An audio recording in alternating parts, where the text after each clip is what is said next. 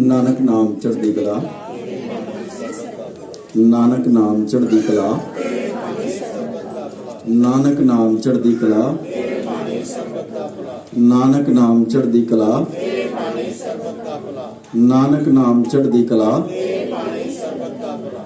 धन गुरु दर्शन, धन त्रिलोचन। सब ठीक हो साथ संगत जी?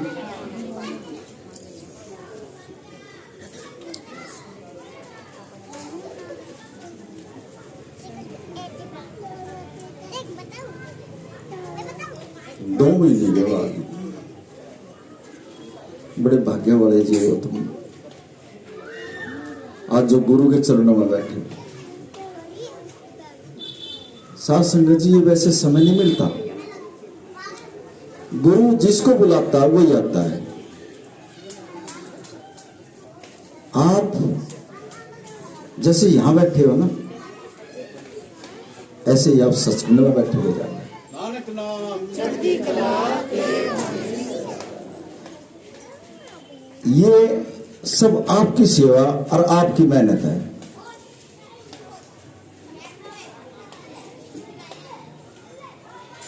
जो आज परमात्मा को आपने यहां विराजमान कर दिया और आप उसके चरणों में बैठ गए, ये वैसे नहीं मिलता ये माहौल। ये गुरु की कृपा से और सेवक की कृपा से। सेवक भी मेहनत करता है और गुरु उसके ऊपर वैसे मेहनत करता है, जब जाकर ये प्रोग्राम होता है। वैसे नहीं बनता ये। संगत बहुत है नांगलोई में, लेकिन ऐसी ऐसी संगत बड़ी है।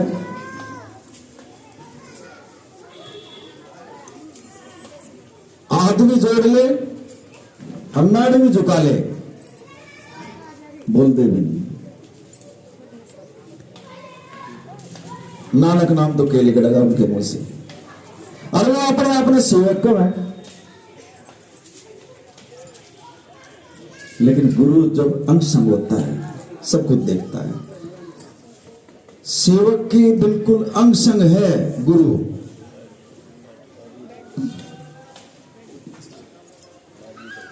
पता नहीं पैसे का अहंकार है या अपने शरीर का अहंकार है, किस चीज का अहंकार है, लेकिन इसके आगे कोई अहंकार नहीं चलता। ये तो जोड़ेगा फकीर है, इसने तो सरबत्ता ही भला मांगा है और कुछ मांगा ही नहीं इसने। अरे ऐसे ऐसे जीव एक दूसरे की टांग खींच रहे हैं, ये गलत है। जो संगत को गुमराह करेगा, दर्शन दास नहीं बख्शेगा उसको। चाहे उसमें मैं भी क्यों ना लिया, अगर मैं भी संगत को गुमराह करूंगा तो मेरे पे कोई भी नहीं बख्शेगा। जो सच्चाई है, संगत को अच्छे रास्ते पर जोड़ो, परमात्मा के चरणों के साथ जोड़ो, बस उसको गुमराह मत करो।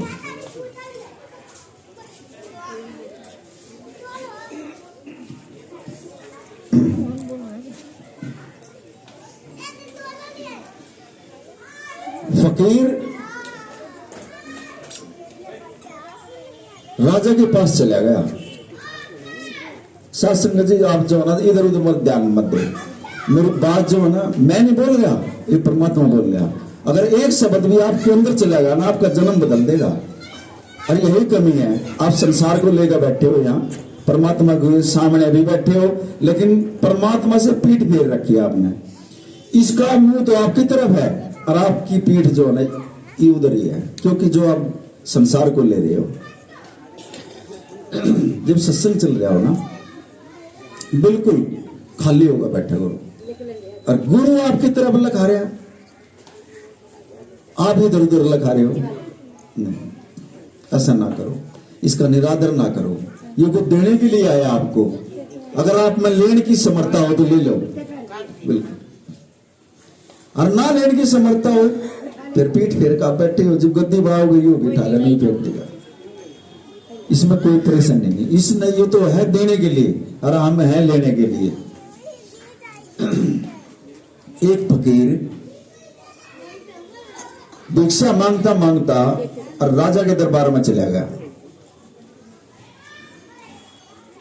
और उसने जो राजा के दरबार में जो पहरेदार थे उनसे कहा भाई मैंने जो है ना राजा से मिलना है।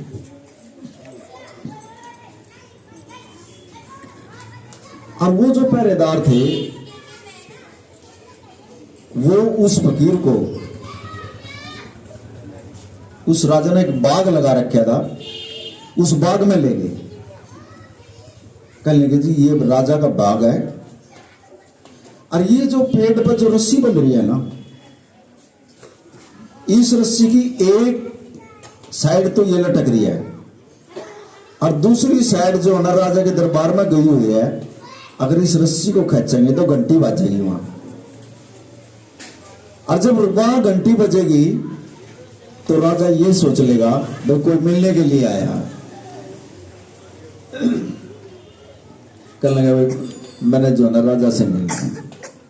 और उस फकीर ने उस बाग में जाकर और उस रस्सी को खींचा और वो राजा के दरबार में घंटी बजी।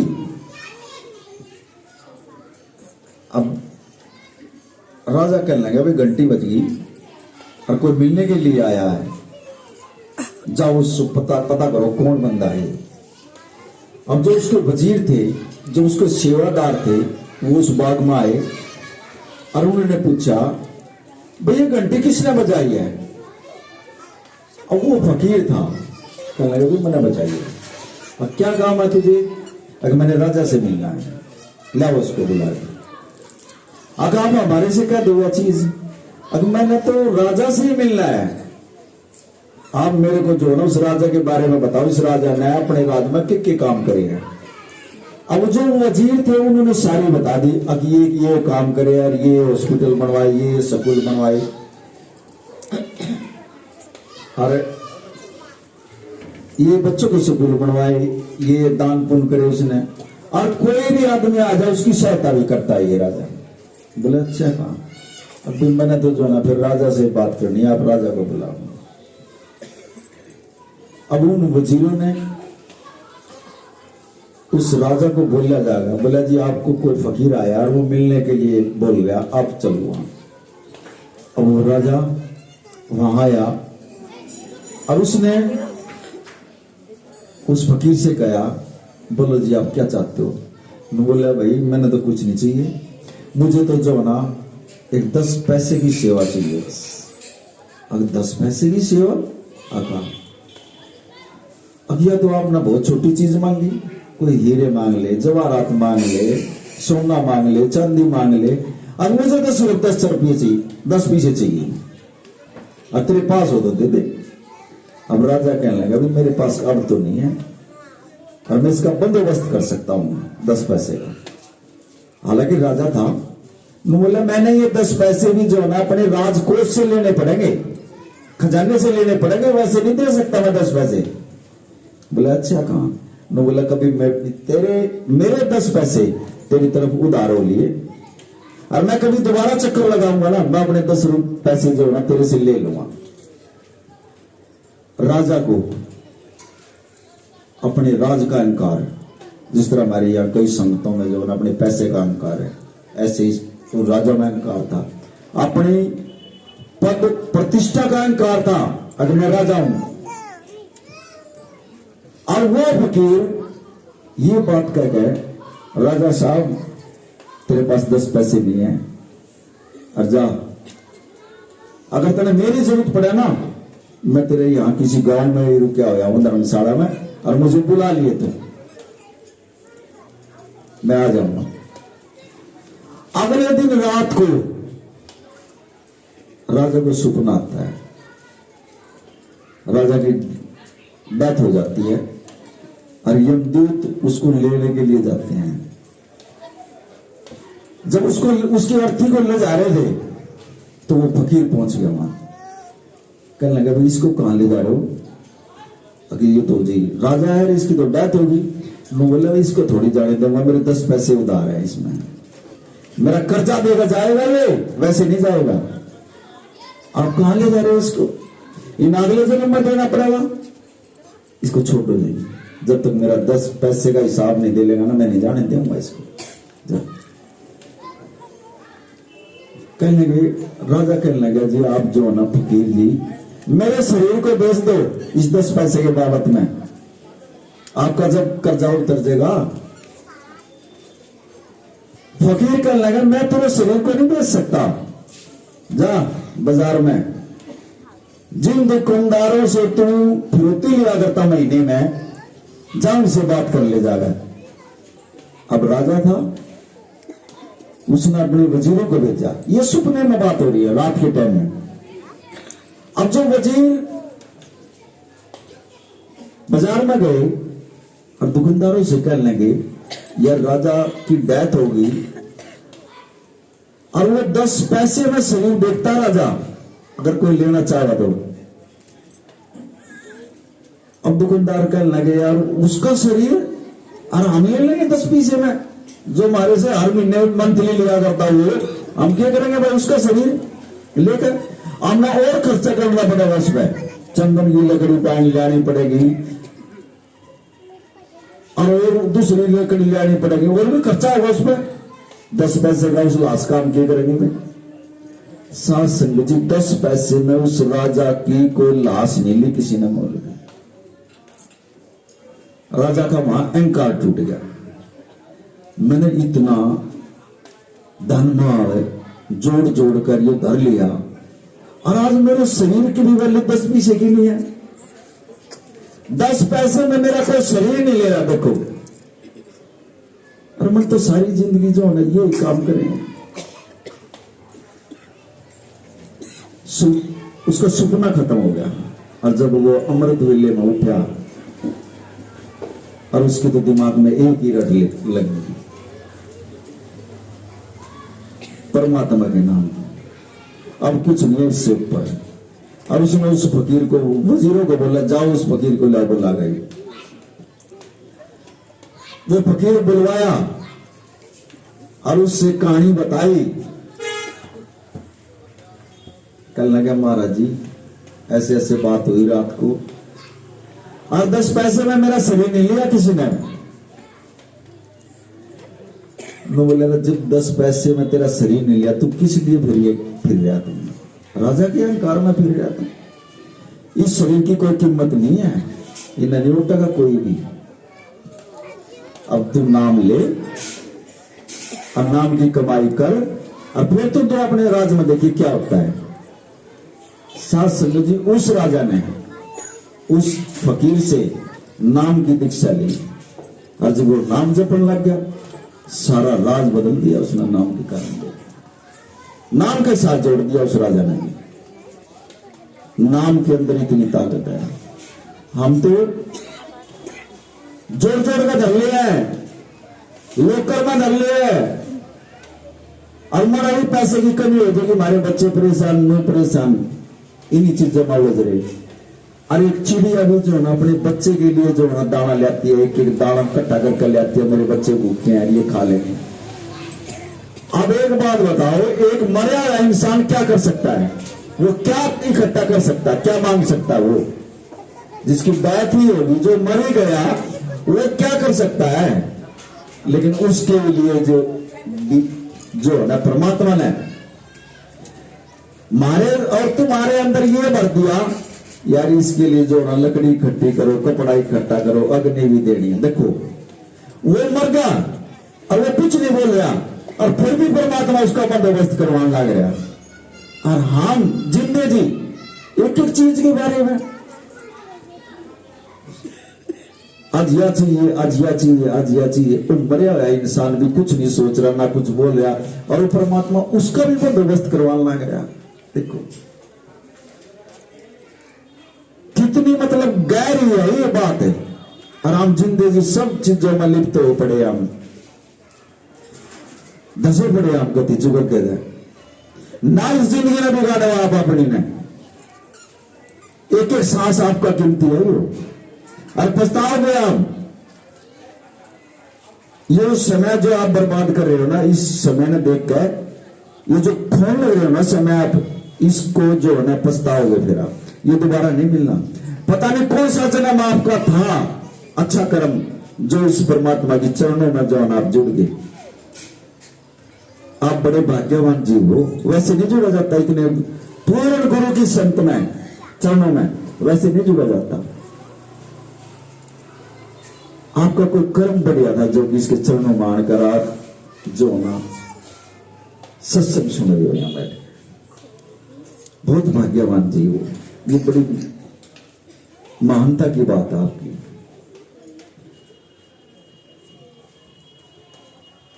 नाम सुमरण के बगैर कुछ नहीं होगा, कितनी भी सेवा कर लो नहीं बनेगी बात, और वो भी अमृत वेले के साथ में। वैसे करते रहो आप, खूब सेवा कर लो, खूब सुमरण कर लो, कोई फायदा नहीं है उसका। जुबान कान से सुनिए, जुबान तक आती दफा जो है ना समय लगता है बात को। अगर कोई बात बोलता है तो कान से सुनकर जुबान तक आने में भी समय लगता है, लेकिन दिल से और परमात्मा तक जो है ना पहुंचाने में एक सेकंड भी नहीं लगती। देख लो,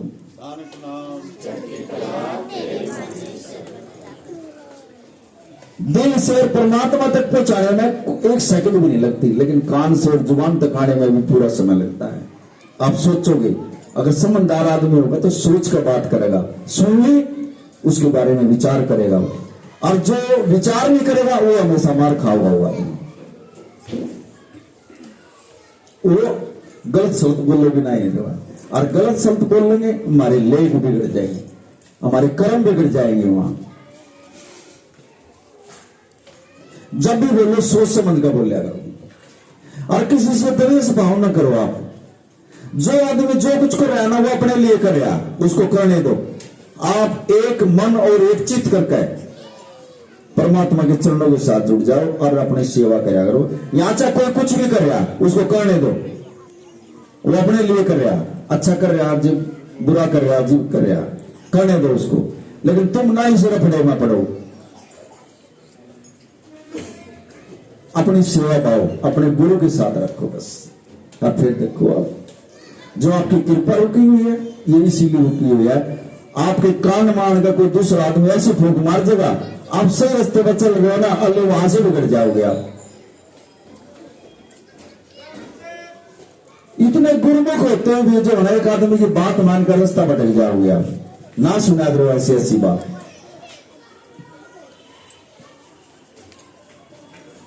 सुनो परमात्मा की बात सुनो, ये बोलता है, हृदय में बोलता है, जुबान में भी बोलता है। आप मन देखने वाली सुनने वाली वो कैपेसिटी होनी चाहिए।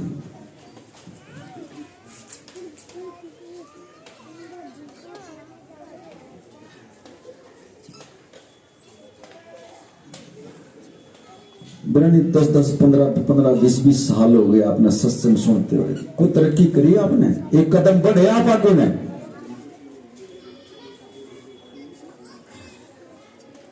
मतलब ही नहीं, सारी रूहें ऐसी बैठी है।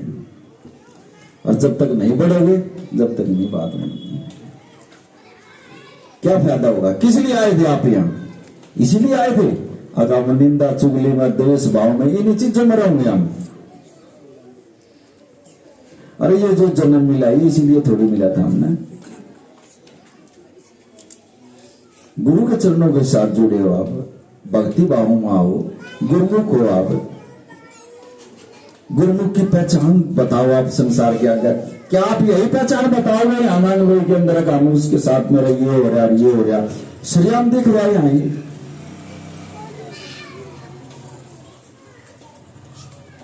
दूसरे आदमी हमारी बातों को सुनकर ये ऐसे गुरु के सेवक है, लानत है इनको। हमारे गुरु तक बात जाती है, उसके कान में घंटी बजती है।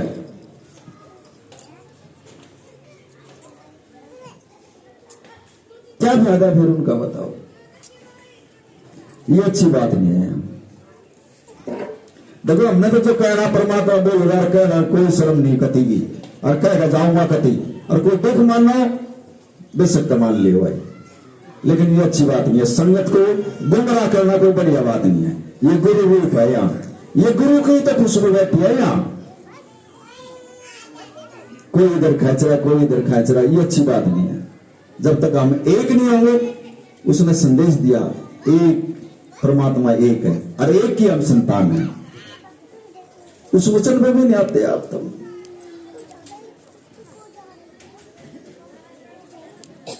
संगत को गुमराह कर देते हैं, बताओ, ये अच्छी बात नहीं है। हम एक पिता है हमारा और हम एक की संतान है, हमने एक होकर रहना। जब भी कुछ हमारी तरक्की होगी अध्यात्म वे में, और ना हम जो ना वहीं के वहीं खड़े हैं, कुछ नहीं है हमारे पल्ले। और गुरु के फिर हम उससे कुछ जानता है, हर सांस की खबर जो है गुरु के पास आपकी। और जब भी हम परेशान हैं, किसी घर में चला जा, कोई ठीक नहीं है, कोई सुख नहीं है, परेशानी है। हमारे अंदर कमी है, गुरु में कोई कमी नहीं। गुरु पूरा है और पूर्ण है, कमी हमारे अंदर है। उस कमी को ढूंढो, क्यों है यार?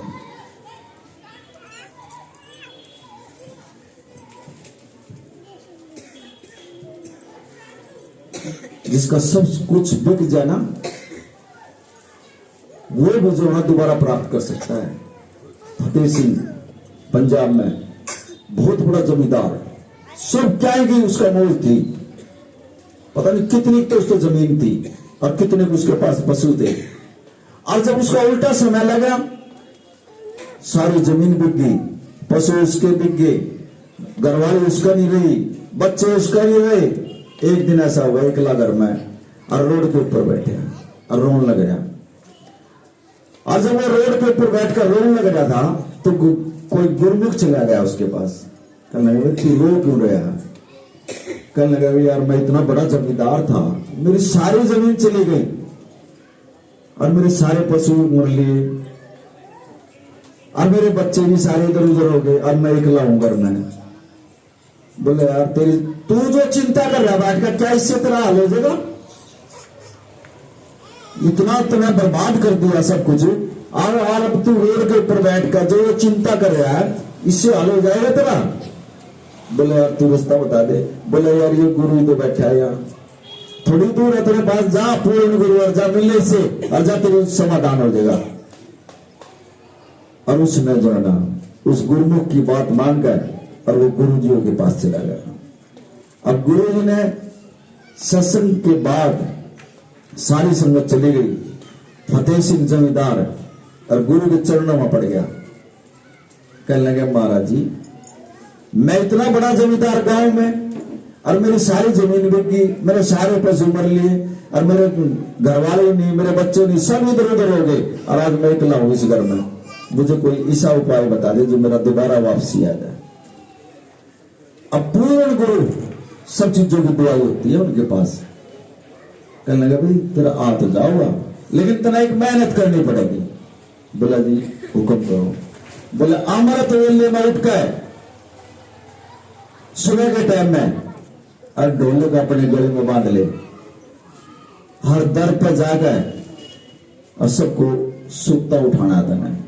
सुक्ता हो तो जाग बन गया, तेरा नाम जपड़ा बोला, ये सबक न गाना, हर दर के ऊपर जाकर। मैं बोला गुरु महाराज अगर मैं जाऊंगा और सुबह किसी की नींद खराब करूंगा, मेरा तो उन्हें रट्टे मारेंगे लोग बात।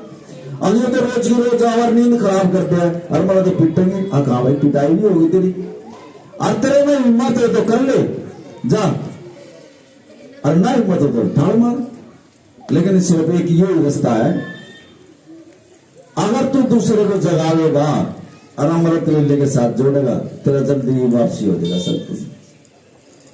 अब उसने क्या किया शासन ने, जब वो अमृत वेले में उठकर गले में ढोल की बांध कर वो ढोल बजाता बजाता जी दर पर जावे किसी के, नया नया तो गाय जावे था वो घर पर, और वो उठे बेचारे सुबह यार अच्छा पागल आ गया, हमारी नींद खराब करना है, मार इसका 2-4 थप्पड़। वो पीटा भी कई जना पीटा वो, लेकिन उसने जो है गुरु की बात पर विश्वास था। चलता रहा वो, 2 महीने चलता रहा, 3 महीने चलता रहा, कई जगह उसकी पिटाई भी हुई, लेकिन 3-4 महीने के बाद वो गुरुजियों के पास चला गया। कहने लगे महाराज कई जगह तो मैं पीट लिया, ये तो कुछ से और तरीका बता दे। नो बोला अगर तू एक आदमी भी अमृत वेले के साथ जोड़ गया ना तेरा बेड़ा पार हो जाएगा। साथ संगत जी जो 2-3 महीने के साथ और उसने मेहनत करी, कुछ आदमी तो जुड़े और जुड़े तो जो उसकी जमीन थी ना वो भी वापसी आने लगी, उसके पशु भी दोबारा आने लगे, वो बच्चे जहां जा रहे थे वो भी घर आने लगे। दोबारा जो है ना उसका घर जो है दोबारा बसा दिया गुरु महाराज ने। नाम में इतनी ताकत है। आज जो हम उलझे हुए है ना अपनी कमी में उलझे हुए, हम गुरु से टूट रहे हैं, बस नाम की कमाई नहीं है हमारे पास।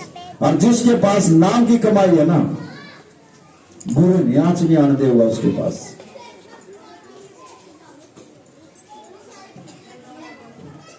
अंग संग खड़ा हो, अंग संग खड़ा हो आपके पास,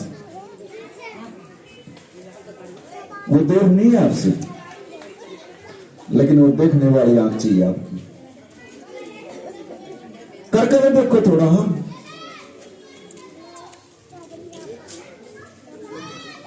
जब आपके पास कोई कर्म ही नहीं है फिर गुरु क्या करेगा बताओ।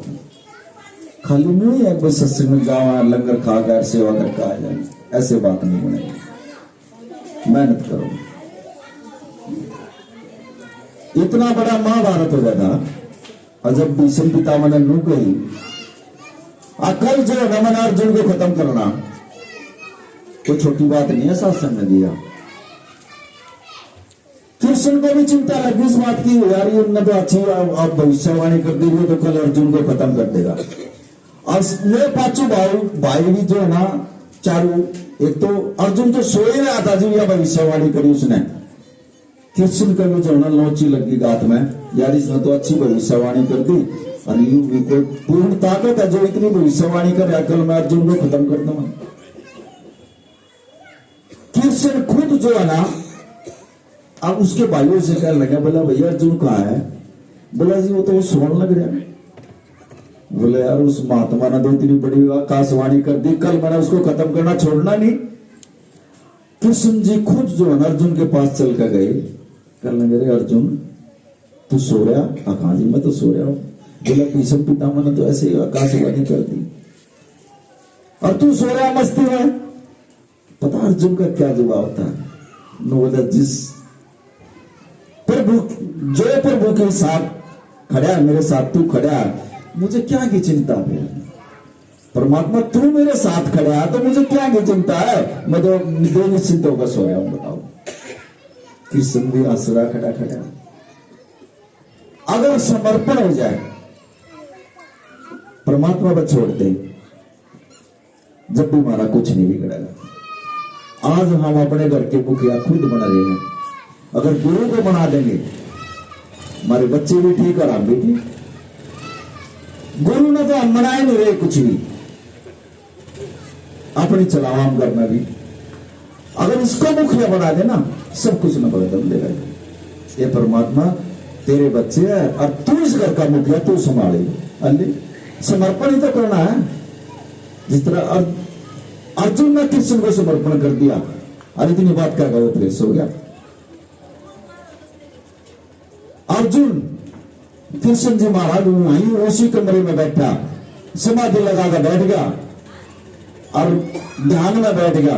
अर्जुन सुबह के टाइम में जब अर्जुन उठा देखा तो कमरे में जो है ना कृष्ण जी महाराज बैठे। कहने लगे महाराज जी आप बैठे हो परमात्मा के नाम पर। मैं बोला तेरे कर्म में थोड़ी कमी रह रही थी, मैं उसको पूरा कर रहा हूं और मैं तो तेरी जो है ना मौत होनी है कल और मैंने पूरी कर दी तेरी कमी। गुरु ऐसे कमी करता है, ऐसे कमी को पूरी करता है गुरु की जो ना सेवक की। जहां हमारे कर्म में कोई कमी रह जाए ना, रात दिन एक सेवक कर लगा महाराज जी हम आपने सारा दिन याद रखते हैं, क्या आप भी हमारे को याद रखते हो? नो बोला तुम तो दिन भर याद रखो, मैं तो सारी रात तुम नहीं याद रखू। गुरु ने बोला मैं तो सारी रात याद रखू, तुम दिन में याद करो मैंने। ये गुरु की बात है, पूर्ण गुरु की बात है। तो कृष्ण जी महाराज भी जो ना उसकी कमी को, उसकी थोड़े कर्म में कमी थी और उसको पूरा करने के लिए कृष्ण जी महाराज ने भाई उसके कमरे में बैठ कर भक्ति करी और जब उसकी जान बचाई थी और वो सोया। समर्पण करके देखो गुरु के ऊपर। ऐसे ही काम करता है गुरु, बिना बोले सब कुछ जानता वो। कोई दुख भी नहीं नजदीक आओगा आपके जब उस पर समर्पण हो जाएगा। दुख जब आओगा जब हम उससे दूर हो जाएंगे।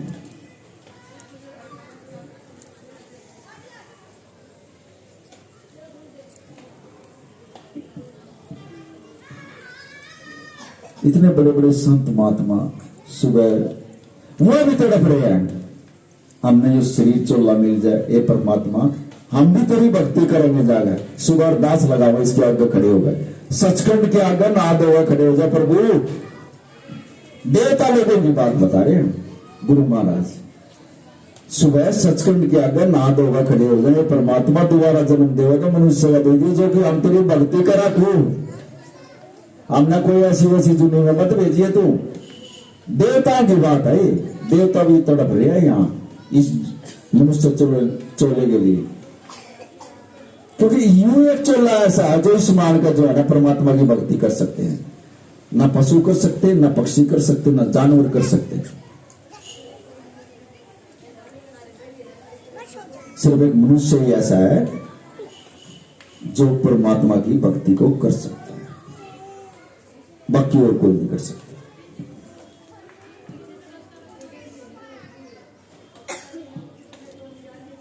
लेकिन हम एक मछुआरा मच्छी पकड़ने के लिए जा करता समुद्र में। अब जो मच्छी पकड़ा करता तो उसके तो मच्छियों की महक आनी थी उसके अंदर से, तो रोज मच्छी पकड़े और वो टोकरी साथ में लेगा। और वो उस दिन जो है ना बारिश आ गई बहुत ज्यादा और वो मच्छी भी नहीं पकड़ कर आया। और वो घर जा रहा था तो रास्ते में एक साधु की कुटिया थी, और वो जब बारिश आई तो साधु की कुटिया में बढ़ गया। साधु की कुटिया में बढ़ गया तो वहां एक फूलों की टोकरी पड़ी थी, और वहां तो फूलों की महक थी। उस साधु ने भी कहा भाई तू यहां लेट जा, बारिश बहुत तगड़ी आ रही है, तो सुबह चला जाइए।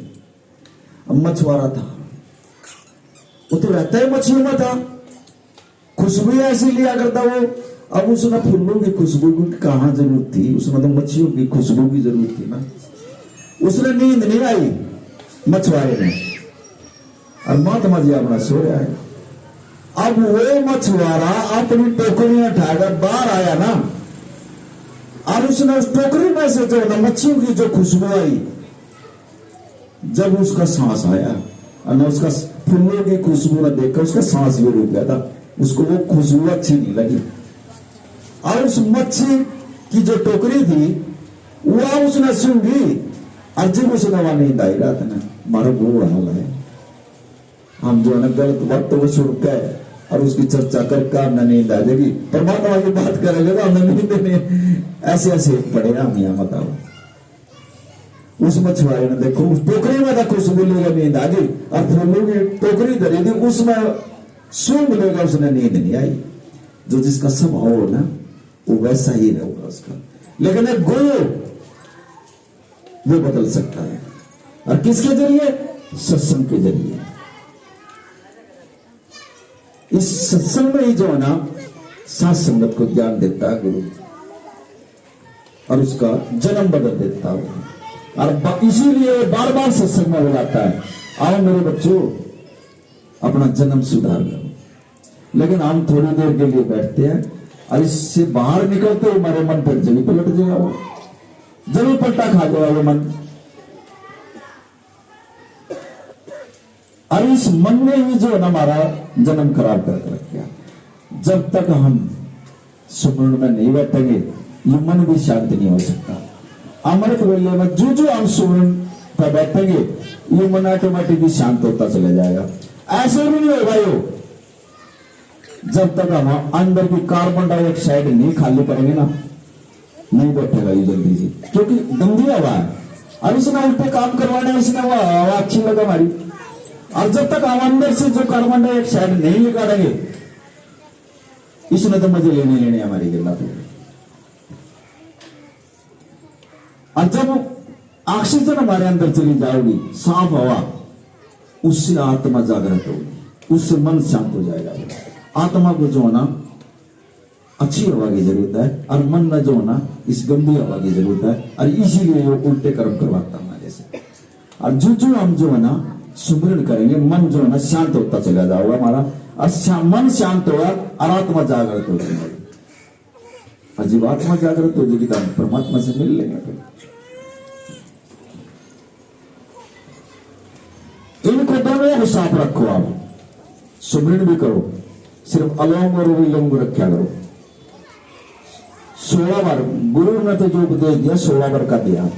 तुम्हारे दोनों नाकों में इतना गंध भरा है, इतना गंध भरा है, ये दोनों नाड़ी इंगला और पिंगला ये कदम साफे नहीं करी आपने, आपकी साफ नहीं है ये एक भी नाड़ी। और कदम किसी अगर आप भी प्रैक्टिकल करके देख लियो तो आपके नाक के आगे जो ना अंगूरी लगा के देख लो, एक नाक में का सांस आओगा आपका और एक नाक आपका बंद रहेगा, दोनों नहीं है आपके। और जितने आपके दोनों खुल जाएंगे, दोनों का बैलेंस हो जाएगा, तो ये समझ लियो सुषुम्ना नाड़ी जागृत होगी। और फिर जब सुषुम्ना नाड़ी जागृत होगी, जो आपके मुख से जो बात निकलेगी वो सच्ची निकलेगी, वो पूरी होगी। यही परमात्मा तक जाने का रास्ता है। देखो मैंने जो परमात्मा मिला है, मैंने तो इसी ढंग से मिला है। सुषुम्ना नाड़ी जो है जागृत करी, वहां पहुंचा, पहले इनको साफ कराया, फिर मैं वहां गया, और जब परमात्मा ने ले पकड़ लिया मेरे को। गुरु की आंख में एक एक सेवक होता है, एक एक सेवक होता है इसकी आंख में, और जब ये पकड़ लेता कि हाँ ये पहुंच गया ऊपर में, आ जाए तो इधर आ जाए, और फिर गुरु के काम करने ही पड़ते हैं। पहले इनको साफ करो, जब जमीन ही साफ नहीं होगी, आपने बीज तो डलवा लिया, आप गुरु महाराज ने बीज डाल दिया, लेकिन वो बंजर में ही पड़ा अब तक। ऐसे का ऐसा डालो क्या आपने, वो जब तक उसको साफ नहीं करोगे, वो जो घास आपने अंदर जमा दी और ना उसमें कभी पानी दिया, वो पेड़ कैसे बढ़ेगा? और जब तक वो पेड़ नहीं बनेगा, आपने ना फल मिले और ना उसकी छाव में आप बैठ सकते, कोई दूसरा नहीं बैठेगा उस पेड़ की छाव में, आप खुद उसका फल खाओगे और खुद उस पेड़ की छाव में बैठोगे। आप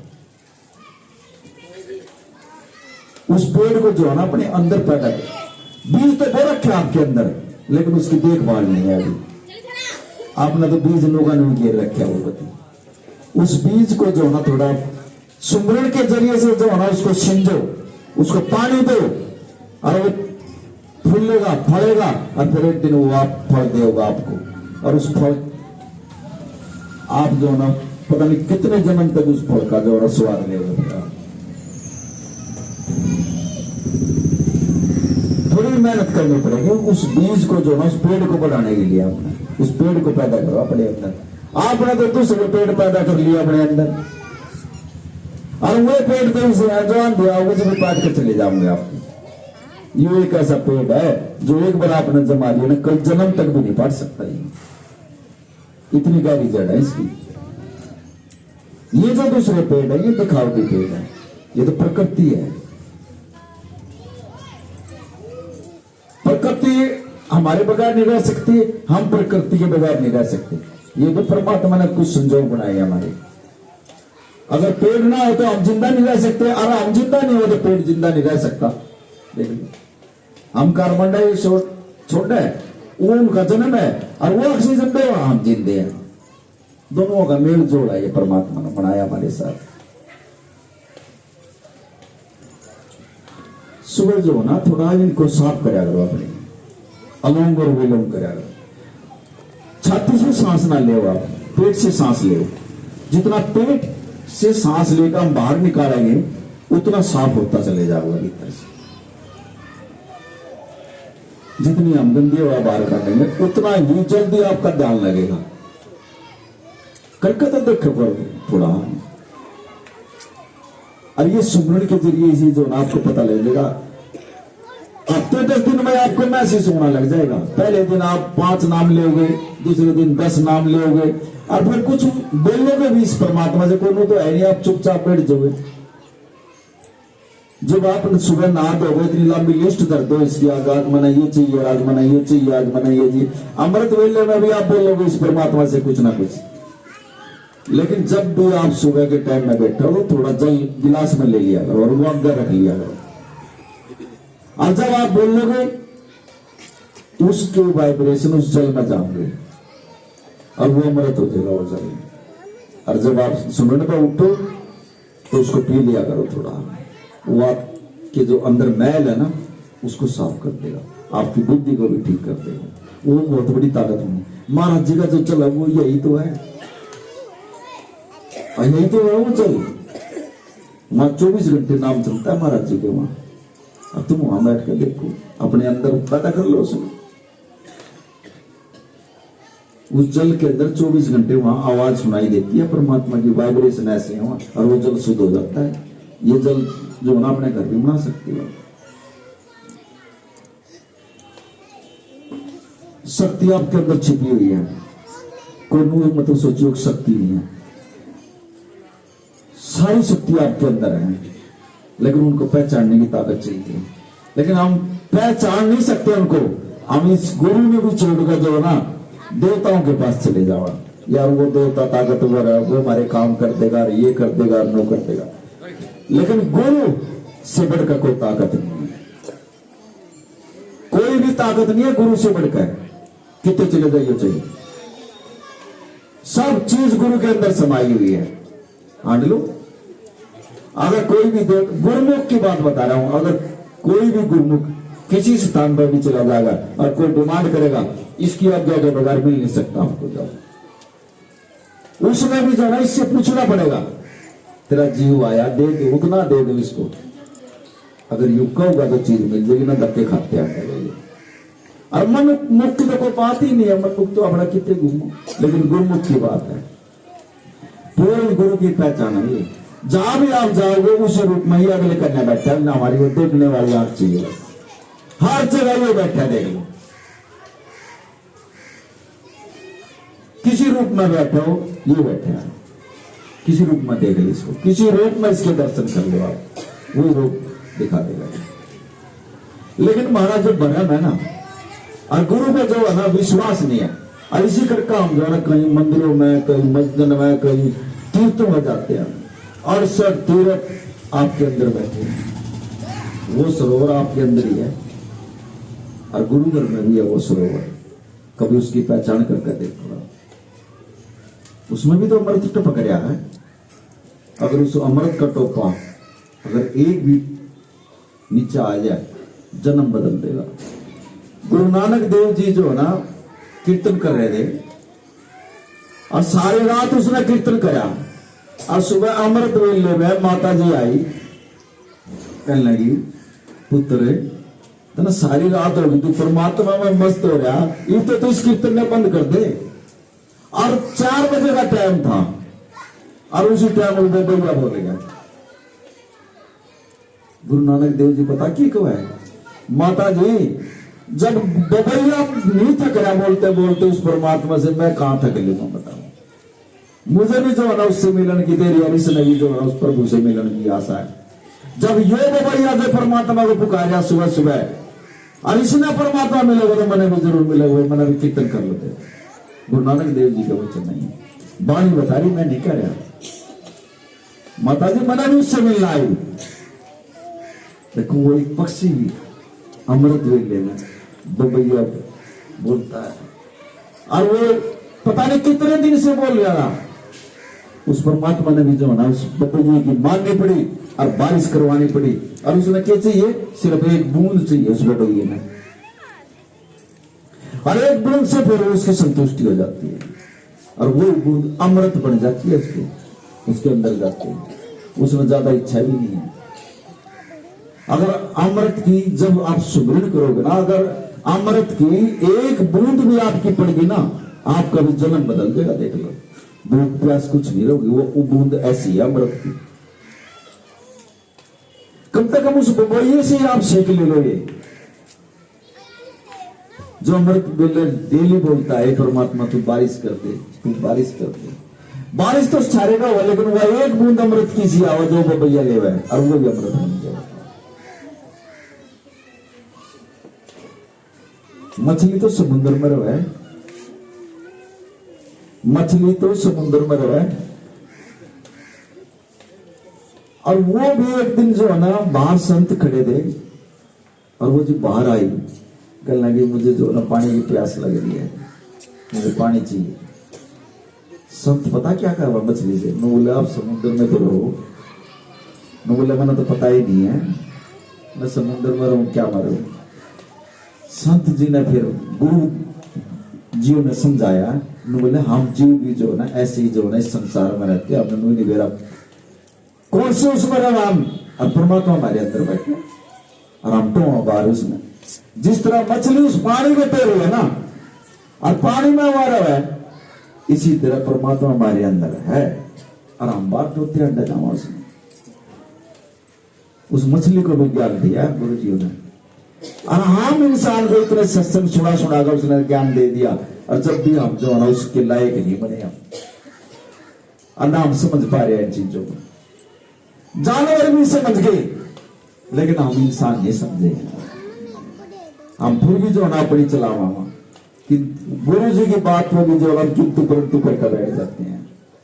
गुरु के मुख से निकला हुआ वचन जो है ना सत वचन मानियो सात संगति, अगर वहां भी कोई आपने जो संचय कर लिया ना, आप सारी जिंदगी भटकते रहोगे, कामयाब नहीं होगे। जो गुरु अपने मुख से कह देगा सत वचन महाराज, बस इतना बहुत ही है। और सिर झुका लियो, झुकना सीखो। सुमिरन से क्या है, निर्मता, झुकना सीखोगे आप। और जब तक झुकना नहीं सीखोगे ना, जब तक भी वो बात नहीं आओगे। झुकने में ही जो ना बहुत कुछ मिल जाएगा आपको। उसके दर पर झुको, ले लो ना, कोई अकड़ कर जाओगे तो कुछ भी नहीं है, और जो झुक कर जाओगे सब कुछ ले आओगे। इसी तरह ये जो रूप बैठा है, जो परमात्मा का रूप है, इसके आगे भी अगर हम झुक लिए ना, बहुत कुछ मिल जाएगा आपको। अगर यह सांस में किसी का काम टकरा हुआ, अगर यह 5 बार नानक बोल दो नहीं भी, नानक नाम चढ़ दिया, उसका 100% काम हो जाएगा। देखिए इतनी ताकत है इसमें। वो इसी में तो बैठा है, अरे उसी ने बैठा रखे, उस इन्हीं के अंदर तो ये है।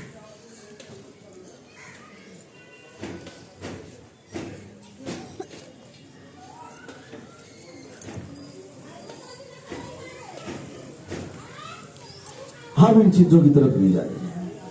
हमारे अंदर सिर्फ खाना और सोना और निंदा चुगली, ये बस ये भर गया, परमात्मा की तरफ नहीं। कोशिश करो नाम ले, क्यों जिंदगी ना बर्बाद कर रहे हो आप।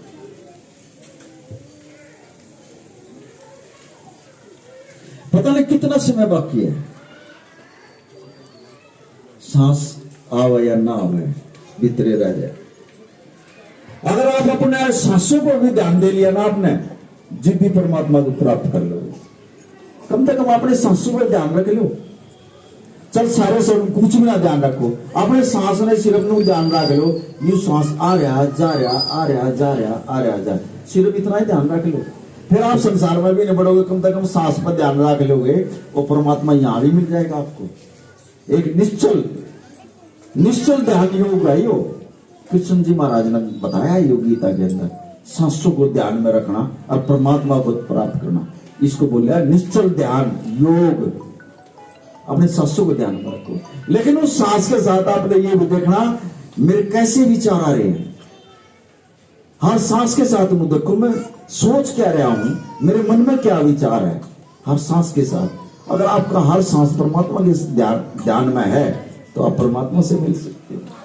ये निश्चल ध्यान योग है, इससे भी आप परमात्मा को मिल सकते हो। कोई बड़ी बात नहीं है। रब्दा की पाना इत्थे फुटना इत्थे लाना, सिर्फ ध्यान ही तो है। ध्यान की तो बात है।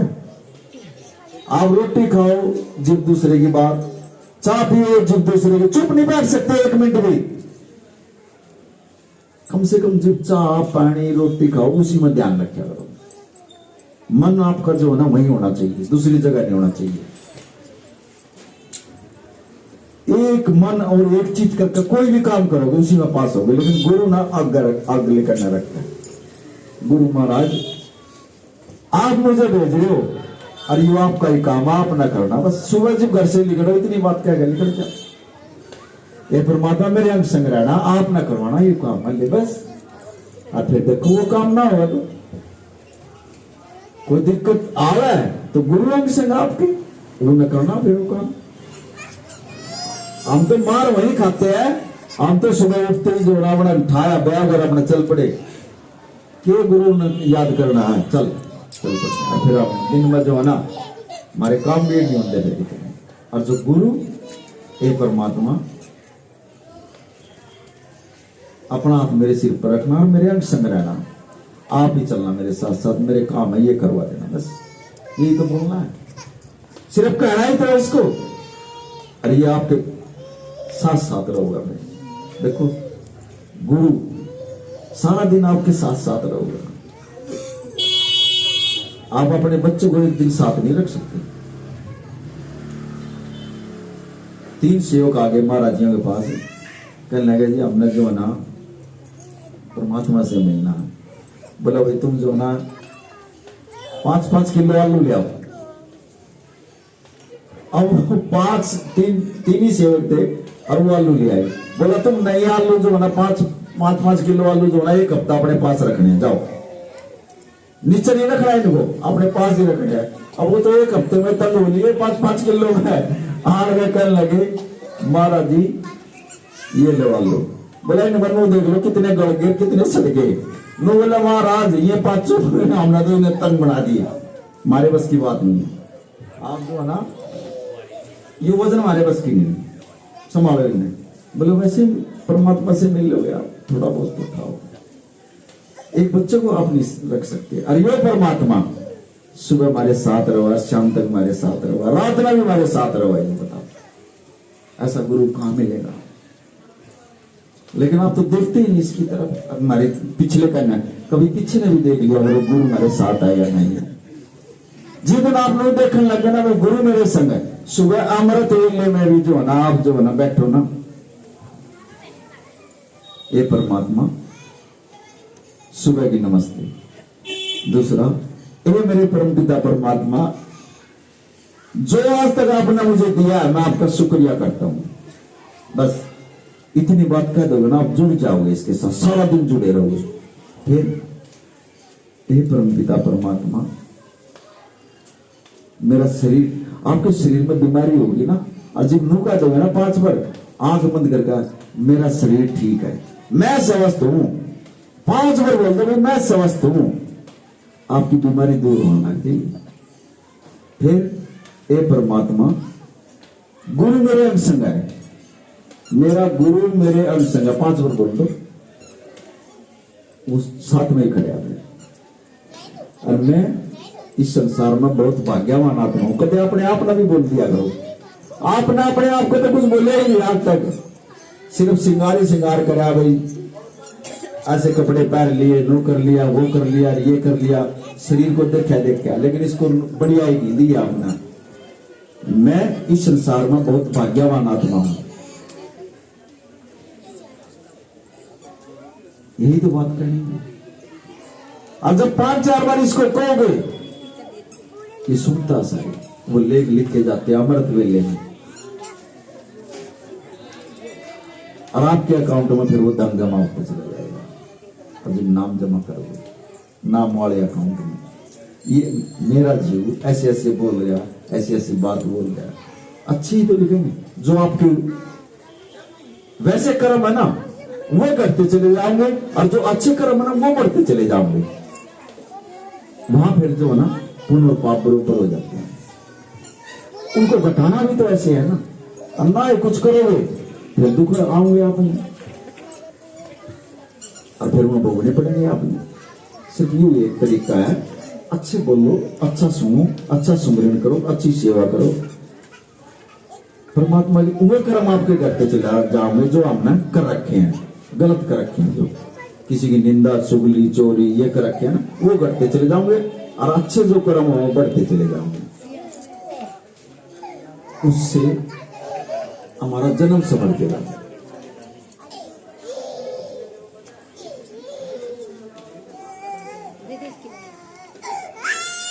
कभी भी जो है ना, कभी भी इससे द्वेष भावना करें, कभी भी कोई बात हो जाए हाथ ही जोड़ लिए परमात्मा, मैं आपका बच्चा हूं, आपकी बच्ची हूं, मेरे से जाने में और अनजाने में, इस जन्म में या पिछले जन्म में कोई गलती हो तो तुम मुझे माफ कर दो मेरे प्रभु, तुम मुझे बकस दे।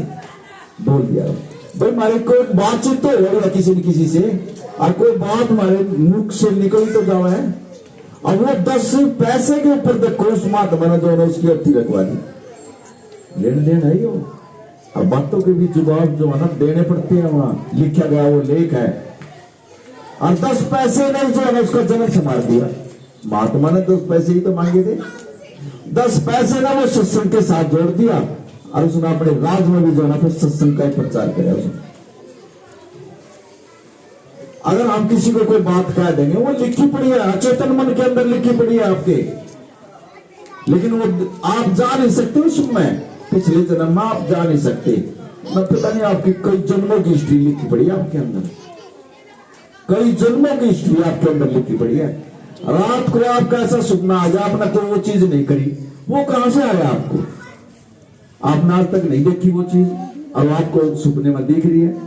आपके अचेतन मन में वो लिखित रूप में वो पड़ी है वो चीजें, और वो दिखाया परमात्मा आपको, वो वहीं से तो आई है। कई जन्मों के लेख लिखे पड़े आपके पास।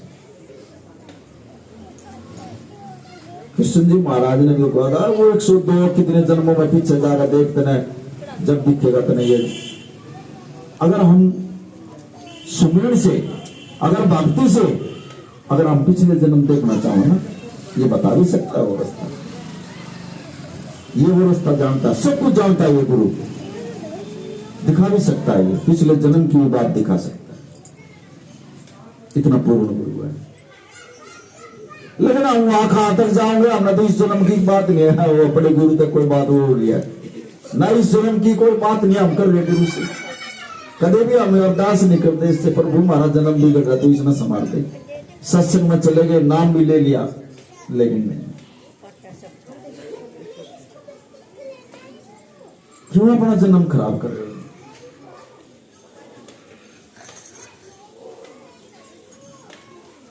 यही वादा करा था आपने जब आप मां के गर्भ में थे, क्या यही वादा करा था कि हम बाहर लेकर के हम यही बात करेंगे संसार की?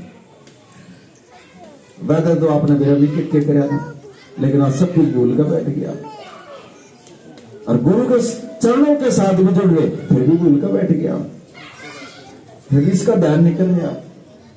हमने नहीं करे भाई, हमारे गुरु ना करो, किसी भी संत महापुरुष की शरण में चले जाओ, लेकिन नाम लो और सुमिरन करो बस। लेकिन ऐसा ना हो, गुरु गोविंद सिंह जो है ना शिकार करने के लिए वनों में चले गए, और रात हो गई, और वो एक पेड़ के नीचे बैठ गए, और जब वो पेड़ के नीचे बैठ गए तो एक इतना मोटा अजगर, और वो निकल कर आया, और वहां पेड़ में जो है ना पत्ते पड़े थे। अब वो जो आया निकल कर, वो पत्ते जो है ना बोलने लगे, और वो जो सेवादार खड़े थे चुकड़ते ना, उन्होंने देखा यार ये इतना मोटा सांप, और ये गुरुजी की तरफ आ रहा है, और ये तो कर देगा काम। अब वो पूर्ण गुरु थे, वो अंतर्यामी थे, उन्होंने कहा भाई तुम इसको छेड़ो मत, इसको आने दो। अब उसने जो है ना आया, और गुरु महाराज ने जो है ना एक पैर जो है ना आगे ने कर दिया, और उस सर्प ने एक पैर से जो है ना उसके अपने उसका पैर जो था अपनी जीभ से जो ना वो चाट लिया, और चाटते वो सर्प जो है ना पलटी खा गया। और पलटी खाने के बाद जो है ना वो सेवक जो थे ना उन्हें खड़ा देखा गुरु महाराज यूं इतना भारी नाग, और इसके नीचे जो है ना ये कीड़े मकोड़े ये लग रहे हैं, इनका खान लग रहे हैं, कितने जानवर चुपट रहे हैं इसका। तो ये कल लगा इसने जो है ना पिछले जन्म में संत था ये कोई, और इसने संगत को गुमराह कराया, और यह सात संगत भी गुमराह मेरे में डाल ली इसने। अब यही जीव जो है ना कीड़े मकोड़े बनकर जो है ना इसका मांस खा रहे हैं, ये इसका मांस खाने लग रहा है। बोले तूने आप तो बर्बाद हो गया, हमारे को भी बर्बाद कर दिया तूने, हमारे को भी अंधेरे में रख दिया, ये इसका मांस खाने लग रहे हैं। समझाया उनको सेवकों को, तो ऐसा ना करो। बड़ा हीरा जन्म मिला आपको, ये वैसे नहीं मिले आपको, बार बार नहीं मिलेगा आपको ये जन्म। इसने जो ना अच्छी लेखा लगाओ, ये काले लेख ना लिखवाओ अपने, ये काले लेख आपने यहां लिखवा दिए, इनको सफेद कर लो। ना क्या करो, ये होगा काले बोल किसी की तरफ, व्हाइट बोल फेंक दिया करो, अच्छे विचार बोलिया करो किसी से। अगर कोई कह भी दे तो चुप, थोड़ा मौन रहना सीखो। महात्मा को तो ना देखो ना, मौन ये तो ले आओ। एनर्जी अपने अंदर पैदा करो, इस एनर्जी ना वैसे खराब ना करो, यह काम आएगी। कम बोल लिया करो थोड़ा, जितना कम बोलोगे एनर्जी बढ़ेगी, और एनर्जी बढ़ेगी तो परमात्मा के साथ जुड़ोगे। और जितना ज्यादा बोलोगे तो अब जिस तरह इलेक्शन है, राजनीतिक लोग ना बोलना ही बोलना है, क्योंकि उनका तो हार जीत का काम है, उनकी तो पद प्रतिष्ठा का सवाल है भाई। उन्होंने तो घूमना ही घूमना, अब वोट मांगनी है उन्होंने। लेकिन कोई बिल्ला ही जीव है, उसके बाद में अब से पहले लिख दिया जा तू बढ़ देगा, लिख दिया उसने अब से पहले, उसके लेख में लिख दिए हैं और वो बना भी दिया। उसके भाग्य में लिखा है, किसी की में राज लिखा है, किसी की में भक्ति लिखी है, किसी कोई संत बन गया, कोई फकीर बन गया। हम तो गृहस्थी बना परमात्मा ने बनाए रखी है, ये लेख हमारे लिखे हमने। तो ये इलेक्शन वाले आ रहे हैं साथ संगत जी, आशीर्वाद लेने के लिए आए हैं और बड़ी आशा करके आए हैं। और मैं भी गुरु से, अपने सतगुरु से विश्वास के साथ कहता हूं, मेरी बच्ची है, हे गुरु महाराज इस बच्चे की आयु होगी तो लाज रख दिए, थोड़ा इसको, इसकी आत्मा थोड़ी जो ना छोटी है, इसको थोड़ा और खोल, ये थोड़ा लोभ कर रहा है थोड़ा, और इलेक्शन में तो खर्चा हो जाएगा, या थोड़ा खर्चे से डर रही है अभी, इसको ये आत्मा ने खोलो थोड़ा इसमें।